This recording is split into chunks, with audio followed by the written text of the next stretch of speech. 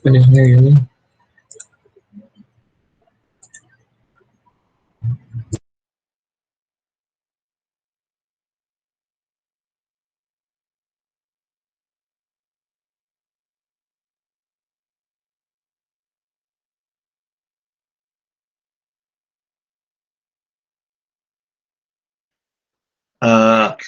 Assalamualaikum warahmatullahi wabarakatuh.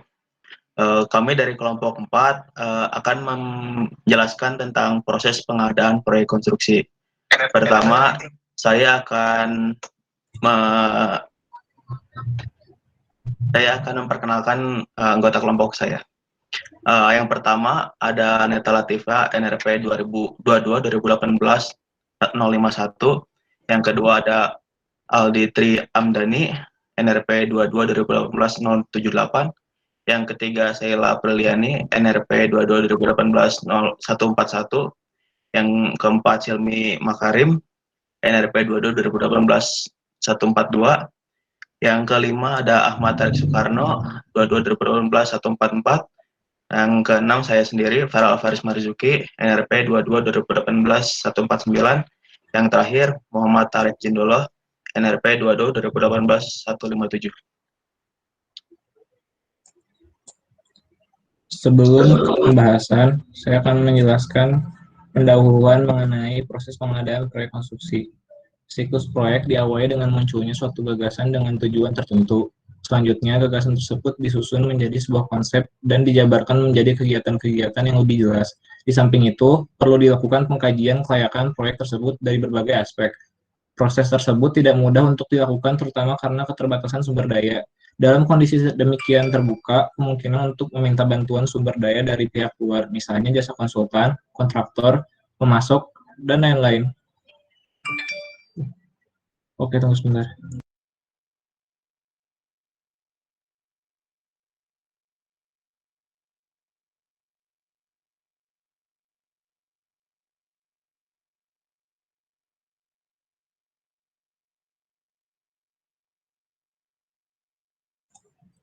Udah kelihatan full screen-nya?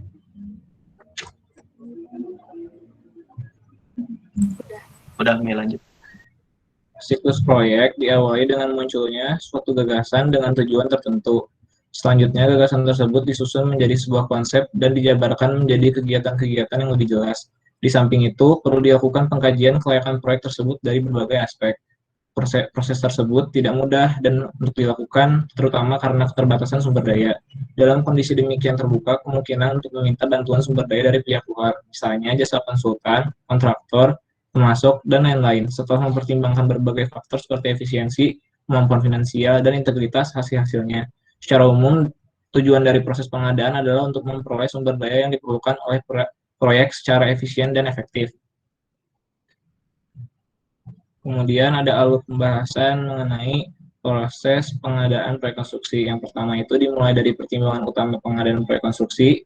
Yang kedua, pelaksanaan pengadaan proyek konstruksi. Yang ketiga, persiapan pengadaan proyek konstruksi. Yang keempat, perencanaan pengadaan proyek konstruksi. Yang kelima, penetapan metode pengadaan proyek konstruksi. Yang keenam, jaminan pengadaan proyek konstruksi. Nah, pembahasan yang pertama, di sini saya akan menjelaskan tentang pertimbangan utama pada proses pengadaan proyek konstruksi.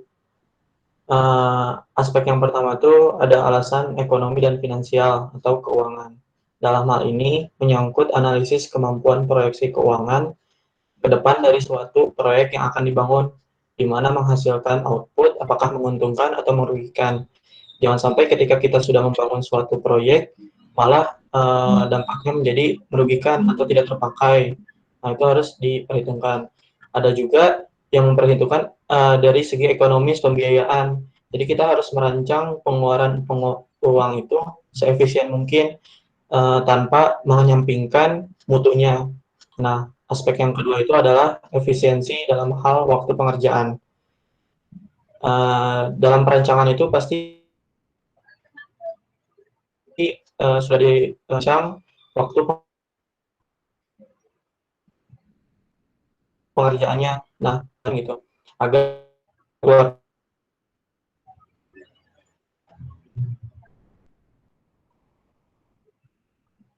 itu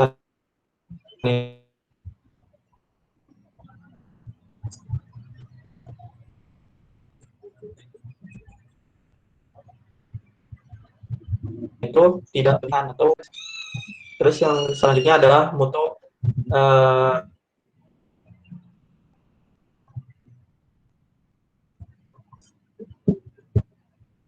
aspek yang adalah untuk mengidentifikasi dan kebutuhan.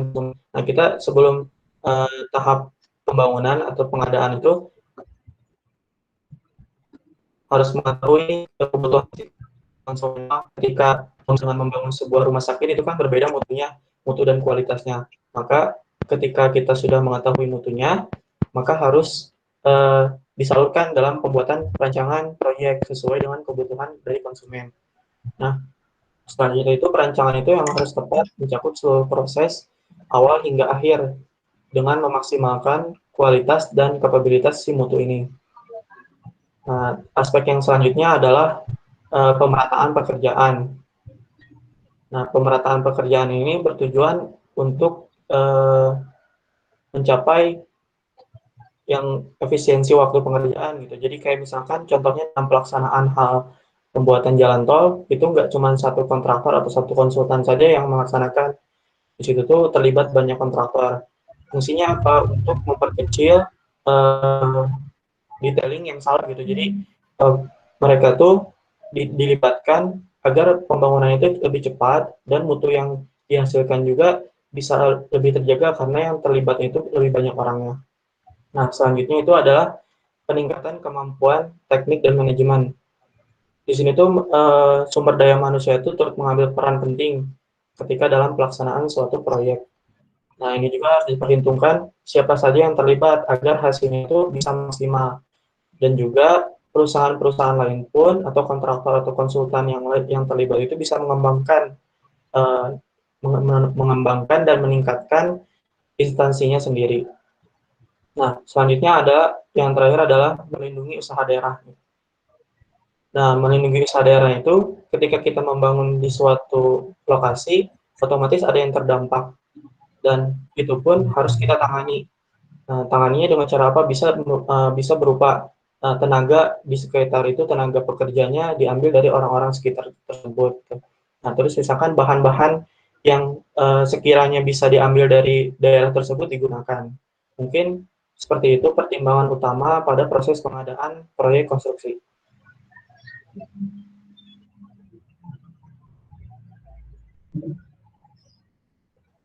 Selanjutnya ada pelaksanaan proyek konstruksi.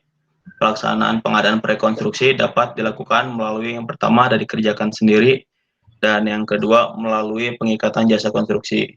Dalam pelaksanaan proyek mengenai penyelenggara usaha jasa konstruksi dapat dikerjakan sendiri sebagaimana dimaksud pada Perpres nomor 22 tahun 2020 pasal 44 ayat 1 yang diatur dengan ketentuan peraturan perundang-undangan.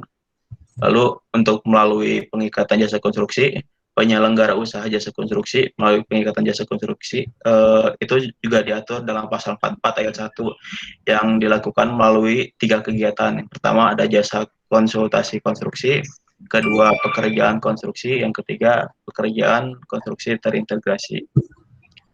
Pada jasa konsultasi konstruksi itu ada meliputi berbagai kegiatan. Yang pertama ada pengkajian, perencanaan, perancangan, pengawasan, dan manajemen penyelenggara konstruksi. Lalu pada pekerjaan konstruksi itu meliputi kegiatan pembangunan, pengoperasian, pemeliharaan, pembongkaran, dan pembangunan kembali. Lalu yang pada pekerjaan konstruksi terintegrasi itu meliputi kegiatan rancang bangun, perekayasaan, pengadaan, dan pelaksanaan.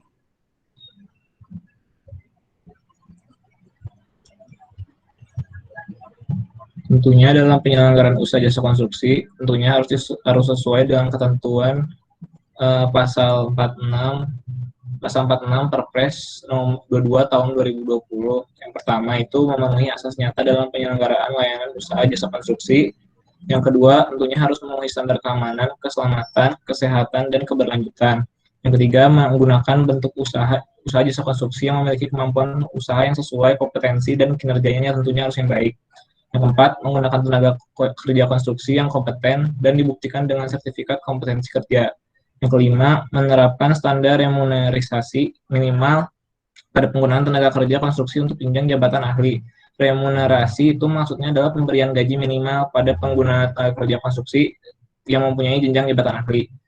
Yang keenam, memenuhi tanggung jawab profesional dari tenaga kerja konstruksi untuk jenjang jabatan ahli. Yang ketujuh, mengutamakan penggunaan sumber daya konstruksi dalam negeri. Yang kedelapan, menerapkan inovasi teknologi dalam rangka menciptakan nilai tambah bagi pengguna jasa dan penyedia jasa. Yang kesembilan, mengutamakan pemanfaatan usaha rantai pasok sumber daya konstruksi lokal. Dan yang kesepuluh, tentunya harus mempertimbangkan aspek risiko di dalam penyelenggaraan jasa konstruksi. Yang berikutnya ada persiapan pengadaan proyek konstruksi. Yang pertama itu ada persiapan perencanaan pemilihan pengadaan proyek konstruksi itu berdasarkan pasal 34 ada terdiri atas kegiatan yaitu pengkajian ulang paket pekerjaan dan pengkajian ulang jadwal kegiatan pengadaan. Lalu yang kedua itu perencanaan pemilihan penyedia barang atau jasa sebagaimana dimaksud pada ayat 1 dapat dilakukan oleh PPK dan atau ULP atau pejabat pengadaan. Yang ketiga itu perencanaan pemilihan penyedia barang atau jasa itu dilakukan dengan menyesuaikan dengan kondisi nyata di lokasi atau lapangan pada saat akan melaksanakan pemilihan penyedia barang atau jasa, mempertimbangkan kepentingan masyarakat, mempertimbangkan jenis, sifat, dan nilai barang atau jasa, serta jumlah penyedia barang atau jasa yang ada, dan memperhatikan ketentuan tentang pemaketan sebagaimana dimaksud dalam pasal 24 ayat 3. Lalu, jika terjadi perubahan paket pekerjaan, maka PPK dapat mengusulkan perubahan paket pekerjaan kepada PA atau KPA untuk ditetapkan, atau pejabat pengadaan mengusulkan perubahan paket pekerjaan melalui PPK untuk ditetapkan oleh PA dan KPA. Lalu yang kedua ada mempersiapkan menetapkan spesifikasi atau kerangka acuan kerja atau KAK. Jadi penyusunan spesifikasi atau KAK ini dimulai dari identifikasi kebutuhan organisasi yang meliputi aspek teknis, jumlah, lokasi, waktu, dan tingkat pelayanan dari penyedia barang atau jasa tersebut. Jadi spesifikasi adalah karakteristik total dari barang atau jasa yang dapat memenuhi kebutuhan dan keinginan pengguna barang atau jasa yang dinyatakan secara tertulis. Nah, untuk pengadaan barang atau konstruksi atau jasa lainnya disebut spesifikasi, sedangkan untuk pekerjaan jasa konsultasi disebut KAK atau kerangka acuan kerja. KAK ini berisi uraian ruang lingkup pekerjaan, kualifikasi tenaga ahli, dan waktu penyelesaian pekerjaan. Yang ketiga ada persiapan menetapkan HPS. HPS atau harga perkiraan sendiri adalah perkiraan harga barang atau jasa yang ditetapkan oleh PPK pada pengadaan barang atau jasa pemerintah setelah spesifikasi ditetapkan. Langkah berikutnya adalah menyusun harga perkiraan sendiri atau HPS yang akan digunakan dasar menilai kewajaran harga penawaran dari calon penyedia. Jadi fungsi HPS ini itu digunakan sebagai yang pertama untuk alat untuk menilai kewajaran harga penawaran dan atau kewajaran harga satuan. Yang kedua, dasar untuk menetapkan batas tertinggi penawaran yang sah dalam pengadaan barang atau pekerjaan konstruksi. Yang ketiga, dasar untuk menetapkan besaran nilai jaminan pelaksanaan bagi penawaran yang nilainya lebih rendah 80% dari nilai HPS. Selanjutnya,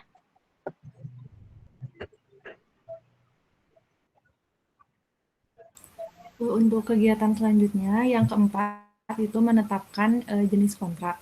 Maksudnya itu perjanjian tertulis antara PA atau KPA atau PPK dan penyedia barang atau jasa atau pelaksana swakelola. Nah, ada hal-hal yang perlu dipertimbangkan dalam menetapkan jenis kontrak.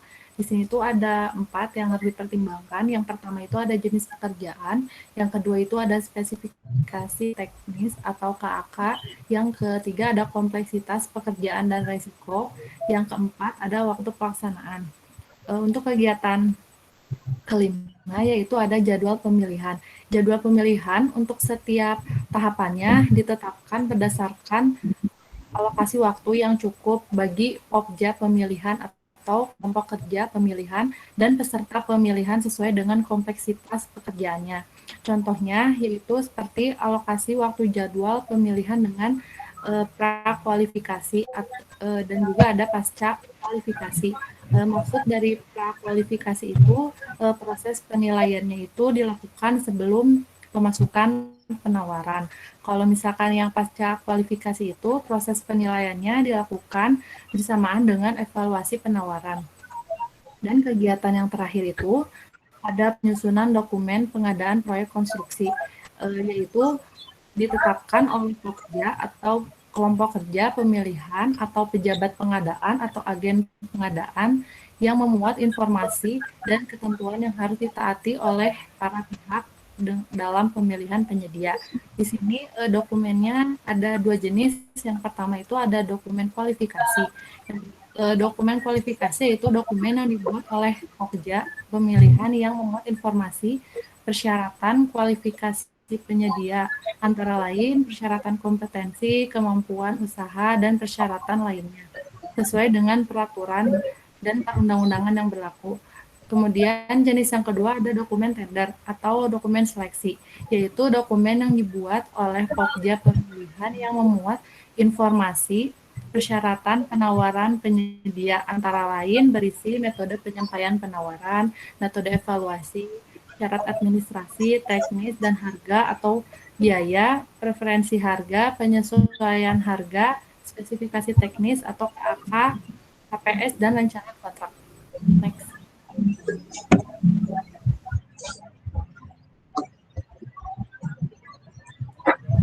Baik, yang selanjutnya itu tentang metode pengadaan proyek konstruksi. Nah, metode pemilihan jasa konstruksi ini sudah dimuat di Perpres nomor 22 tahun 2020 pasal 63 ayat 1. Nah, di sini ada 4 ya tentang metode pemilihannya.